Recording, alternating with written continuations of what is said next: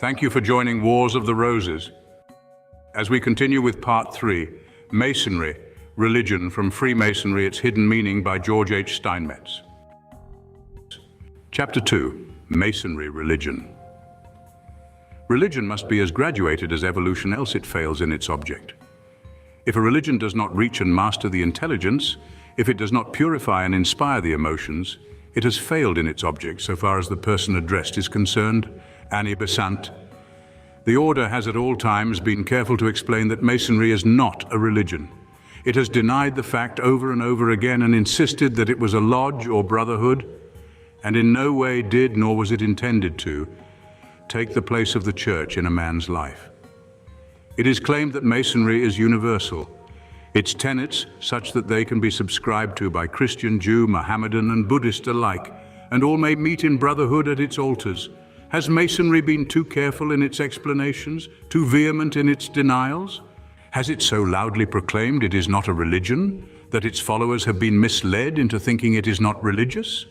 Has it been fearful of inadvertently stepping on the figurative toes of some creed, mistaking a creed for religion?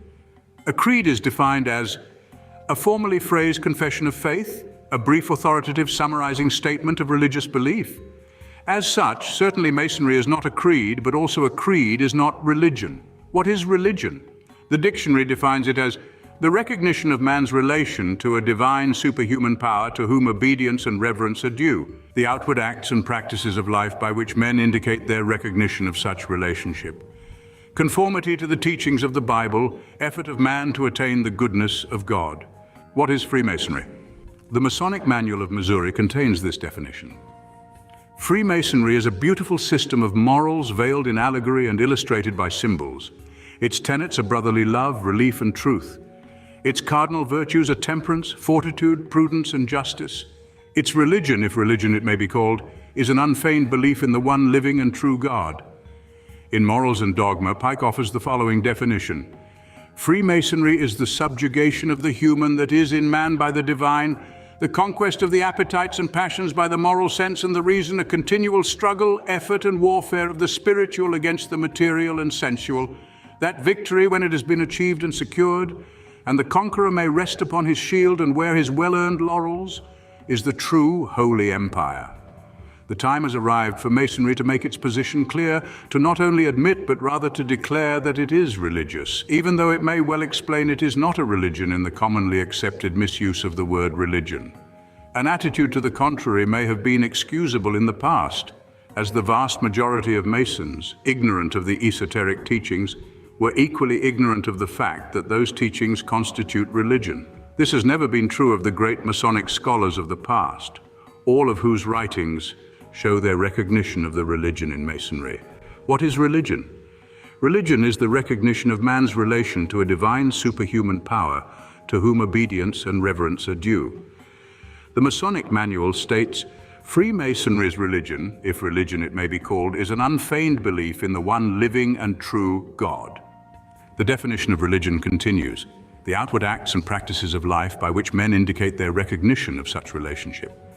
Paralleling this, the Masonic Manual continues, Freemasonry's tenets are brotherly love, relief, and truth.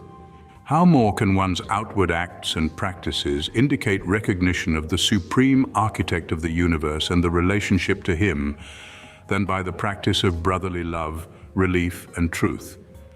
Recognition of him as Father of all necessitates the recognition of every fellow man as a brother, demanding brotherly love which encompasses relief when needed, and above all else, truth. Conformity to the teaching of the Bible. Is there ever a time in the Masonic Lodge when the Bible is ignored? Is it not constantly open on the altars of Freemasonry? Is not the attention of the newest apprentice immediately directed to it? Is he not told, the Holy Bible is given us as the rule and guide of our faith and practice? Scripture is quoted in each degree, and the closing prayer is, and with reverence study and obey the laws which thou hast given us in thy holy word. If conformity to the teachings of the Bible is the criterion on which to decide whether or not Masonry is religion, the case is already settled in the affirmative. What of the last portion of the definition of religion? Effort of man to attain the goodness of God. Freemasonry is the subjugation of the human that is in man by the divine, the conquest of the appetites and passions by the moral sense and the reason, effort of man to attain the goodness of God. Who knows the goodness of God? How can it be measured by finite mind? It has been said man makes God in his own image. This is the utterance of the cynic, but strangely, in a different sense than the original remark was intended. It is true. The book we are admonished to study with reverence informs us that man is made in God's image. That likewise is true. God first made man in his image, and ever since, man has been making God in his own image. If one sits between two mirrors, he sees his image reflected in the one glass, while the other reflects the image of the image. Here the material analog must cease, for as man continues to make God in his own image, and grows spiritually to that first likeness to which he aspires, his conception broadens, and he immediately makes God in the image of himself at his newly attained spiritual level, and so on ad infinitum. At each step, the goodness of God comes closer of attainment. Eventually, man makes God in his image, and the image is indistinguishable from the object. Which has made which? What matters? Only that the ultimate has been reached. The Master, Jesus, was once asked a question intended to put him in an embarrassing position with the Roman authorities. Is it lawful to give tribute to Caesar or not? Show me the tribute money. And they brought him a penny. And he saith unto them, Whose image and superscription is this? They say unto him, Caesar's. Then saith he unto them, Render unto Caesar the things which are Caesar's, and unto God the things which are God's. At the time, it was the answer of a shrewd psychologist putting his questioner on the spot, intended for himself, but like all his answers, it not only settled the question at the time, but has come down through the ages, settling the questions of future generations. What is the significance of this incident to our problem? Call the material things of life Caesar, and the spiritual God. Turn back to the definition of Masonry and read, its cardinal virtues are temperance, fortitude, prudence, and justice. Jesus did not advise to disregard Caesar or the material, but to render unto it its just due, being careful to render unto God or the spiritual its due as well. Temperance. Temperateness, not prohibition of material things, but judicious use of them, restraint from overindulgence. Be ye temperate in all things, temperate in what you eat as well as what you drink, temperate in your remarks and speech, temperate in your judgment of your fellow man, that due restraint upon our appetites and passions which render the body tame and governable, and frees the mind from the allurements of vices. Again, quoting from Morals and Dogma, temperance is the conquest of the appetites and the passions by the moral sense and the reason. It is also the circumscribing of our desires and the keeping of our passions within due bounds, not with a brother Mason alone, but with all mankind. Fortitude is an attitude of soul. According to the dictionary, it is spiritual strength to endure suffering and adversity with courage. But could one endure adversity without faith? The only reason man manifests fortitude is his intuitive knowledge that fortitude is compensated on the spiritual side of life. Prudence teaches us to regulate our lives and actions agreeably to the dictates of reason, and is that habit by which we wisely judge and discreetly determine on all things relative to our present as well as future happiness. Justice is the principle of dealing uprightly and fairly with others, regardless of the material relationship which exists between us. Justice renders unto each man his due, regardless of his station in life, without fear or favor. The just man is a righteous man. He cannot be otherwise. The more he prudently envisages what real justice is, the better will be his actions. The just man will be he to whom Buddha referred when he said, "He is the noble man who is himself what he believes other men should be." It is the ultimate of justice not to expect anything of others we are not willing to do or be ourselves.